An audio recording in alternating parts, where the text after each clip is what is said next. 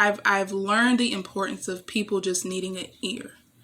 Not always advice, not always something to combat what they're going through, but just someone to simply listen to what it is that they're feeling. And you'd be surprised how many people lack that, who lack someone that they can just be intimate with.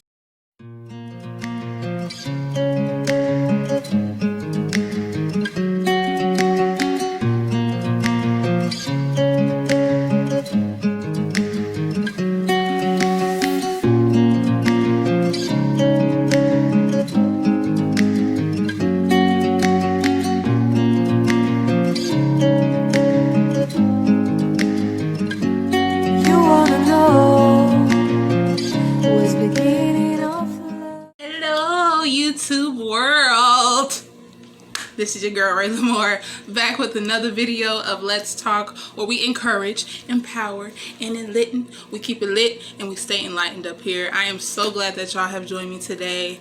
And today's video, let me get a sip of my smoothie, is going to be all about intimacy.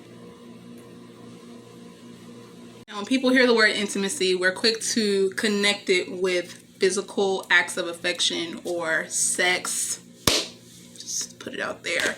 But that's not the kind of intimacy I'm talking about today. Today, I am talking about the intimacy that can be seen and really valued in our lives if we are aware of what it actually is and where and in who we can find it in. So, let's go. So a few months back, I had recently got into a friendship that kind of developed into a relationship that kind of developed back into a friendship. And in that scenario, in that situation I was going through, I felt that what our friendship was deeper than just a friendship, because in us just talking back and forth and communicating, we were very open and transparent. And I had never been that way with someone of the opposite sex, you know?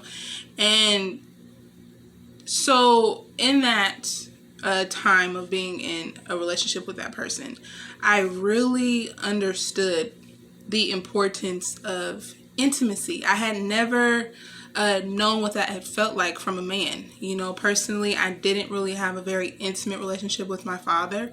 And any guy that I had ever went out with, I had never known what that really was, for like to really sit down and be raw and real with someone and they still stick around afterwards. I hadn't really experienced that, or hadn't really felt comfortable enough to be that open and be that vulnerable, nor had someone who was able to be that open and vulnerable with me.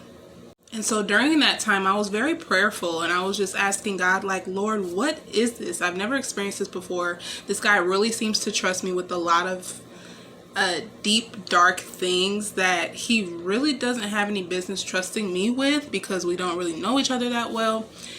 And intimacy, that was the word that he gave me, and I had never looked at it that way, because we weren't physical, we weren't affectionate to that degree. And so I actually Googled at that point in time and now for reference what intimacy is. And it is close familiarity or friendship, closeness, confidentiality. These are other words for intimacy, togetherness. And the greatest person in my life that I had actually been the most intimate with, that I could really look back on, was my mother. And, you know, again, I would have never put intimacy with the relationship between me and my mom.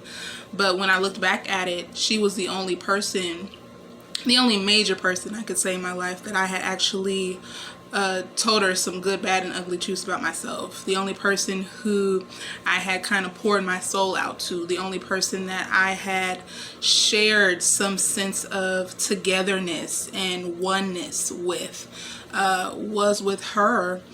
Without fear of judgment, without fear that she would leave me or abandon me because of what I had to say. And the second definition for it, because you know Google, they give you like so many depending on the word, and it's a private, cozy atmosphere. She had provided that for me. And so I realized that there is so much beauty in intimacy, and from that point forward, I knew that in any relationship I had ever been in, whether we were just friends, whether we were in a romantic relationship, I wanted to make sure that before the physical, before the what can you do for me, before all of that, I wanted intimacy. And I think the beauty of intimacy, if we break it down into me see, which is something we discuss in my household a lot, the beauty of it is that the one on the receiving end, the one who you're pouring out to, the one who you are being intimate with and vulnerable with, can literally look at you from the inside out and still be there and choose to still be there with you and not leave you predicated on what comes out of your mouth or predicated on the good, bad, and ugly that represents you or that you represent. Them really getting a glance and an understanding of you for who you really are at your root, and still loving you, still choosing to be there, still choosing to say, regardless of what you've been through, regardless of how you feel in this moment, I'm not going to move. That consistency is really the beautiful part, I think, of an intimate relationship. And that can come from anyone, whether it be a family member, whether it be a friend, whether it be a boyfriend, girlfriend, husband, wife.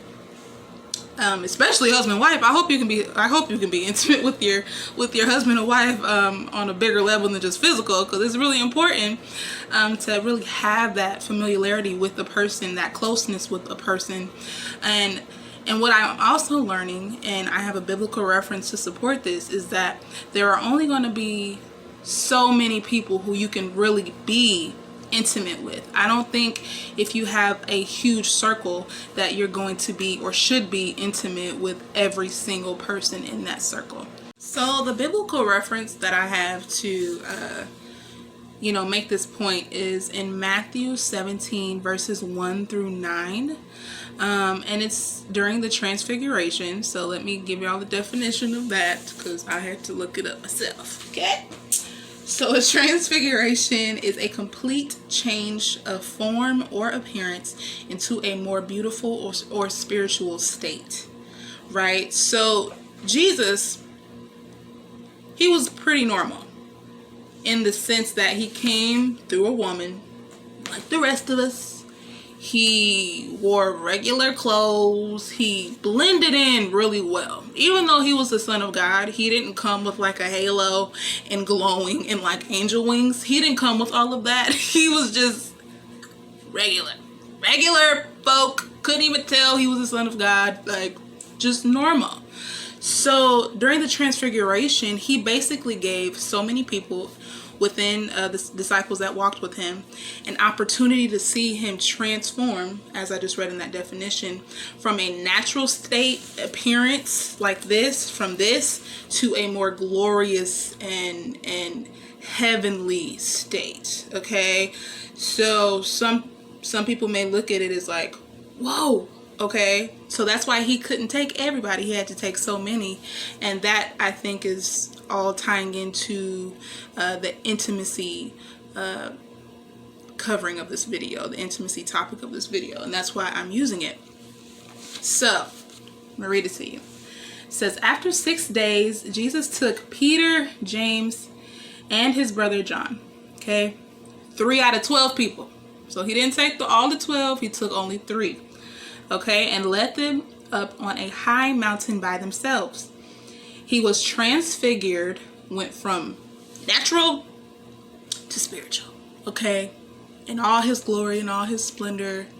Okay, probably freaked him out, but that's okay. He trusted him. Okay, he was transfigured in front of them, and his face shone like the sun. Now, you'd probably be a little freaked out if I just was like this and then turn my head, turn back, and it's the freaking sun in your face, right? Just trying to take y'all on a journey with them, because they were probably like, what the heck is going on? His clothes became as white as the light. Suddenly, Moses and Elijah appeared to them, talking with him. Then Peter said to Jesus, "Lord, it's good for us to be here. I will set up 3 shelters here, one for you, one for Moses, and one for Elijah." While he was still speaking, suddenly a bright cloud covered them, and a voice from the cloud, being God, "This is my son, with whom I am well pleased. Listen to him." When the disciples heard this is verse 6, they fell face down and were terrified. I would be too at this point. This is pretty crazy. Jesus came up, touched them, and said, "Get up. Don't be afraid." Verse 8. When they looked up, they saw no one except Jesus alone. So you mean to tell me you go from having Elijah, Moses, chilling with you. Now these men are dead. Okay? So they come in like their heavenly form right now. Your face is the sun. Your clothes are bright. I'm finna go blind. Then your father, God, comes in a thunderous voice in the clouds, talking about, "This is my son in whom I'm well pleased." His voice scares me. So yes, I'm going to go on the floor and I'm going to cover my head because this is a lot going on, Jesus. But I heard him. He told me to follow you and trust you and do all of that. Okay. And then I look up and now you normal again. That's basically what happened. Okay. It's a lot. There's a lot of events taking place, right? So it says, when they looked up, they saw no one but Jesus alone. Just like he didn't just do all that. And then verse 9, as they were coming down the mountain, Jesus commanded them. This is the important part. "Don't tell anyone about this vision until the Son of God is raised from the dead." Don't tell anyone what has happened here until my job is completed. I'd be saying, "So Rayla, what's your point?" My point is, even Jesus, right? Because I like to connect the dots. I like to look at his life and look at my life and see what he was trying to teach me in the life that he lived, right? And so what this told me was that he was not able to have such an intimate moment, a vulnerable, but also glorious moment at the same time. He couldn't just show that to everyone, even if they all walked with him. He only chose 3.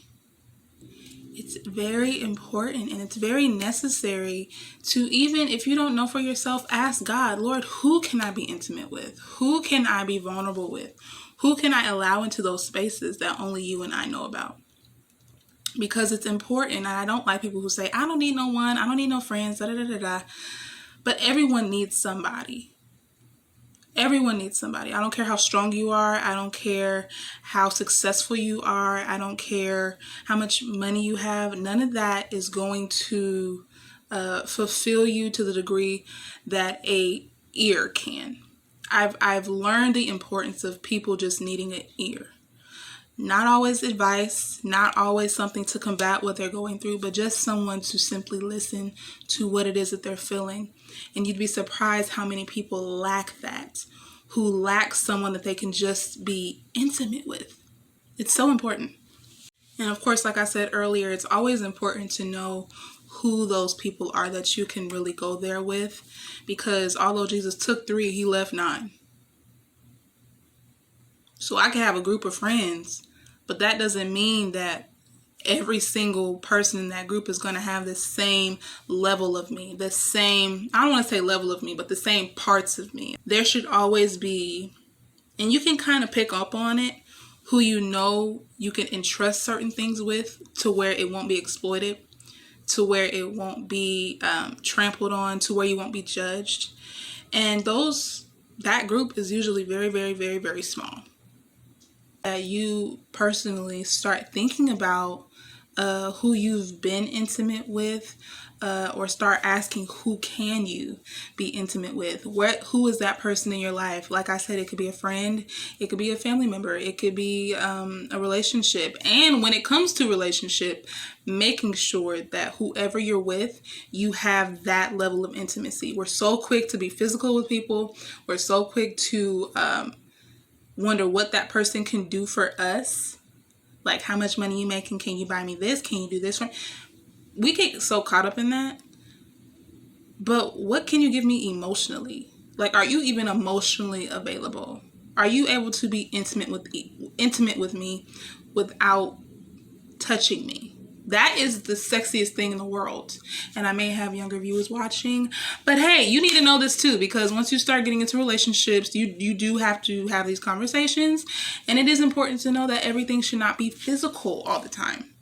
You should be able to be intimate with someone without touching them. And if you can't do that, then you may need to do some reevaluation. Please understand that I'm not just telling you this and going like this because the fork pointing back at me, girl. I was that person who thought it was impossible to be intimate without physical touch gratification, because I am a very lovey, touchy person by nature. So that's what I thought intimacy was for a long time, and that's how I operated. But now, no, it's not even like on the top priority list anymore. It's like, can we be friends? Like, even if we are going to be together, and I'm talking more romantic relationships now, even if we are going to be together, can the majority of our relationship be building a friendship? That's so important. Can we relate? Relate is in relationship. So wherever you're relating, or whatever relationship you have, you should be relating somewhere. I love you guys, and I hope this video helped you out and gave you a new perspective on what intimacy is. It's important, especially, nowadays, to have a circle, regardless of how small it is or how big it is.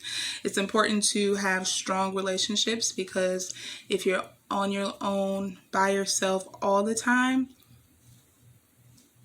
it's hard to grow that way. So find that circle. Ask God to send you a circle, to send you people who you can really pour yourself to, that won't judge you and will be able to say that they love you at the end of the day and mean it. I will be back with another video soon. I am, again, just waiting on the voice of the Lord to guide me in what direction to go.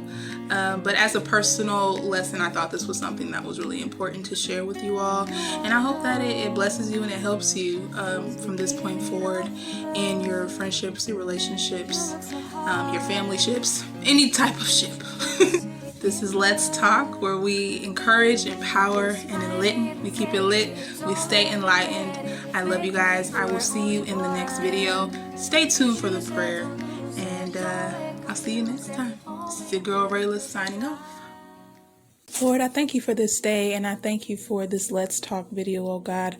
And Lord, I thank you for everyone under the sound of my voice who was able to listen. And Lord, I pray that this word penetrates their hearts, oh God, and that they walk into true intimacy, oh Lord, concerning all of their relationships, and look to you as an example for how to operate in intimacy, oh God. Lord, touch our hearts, touch our minds, give us peace. And Lord, I ask you all this, trusting that you will do it. In Jesus' mighty name I pray. Amen.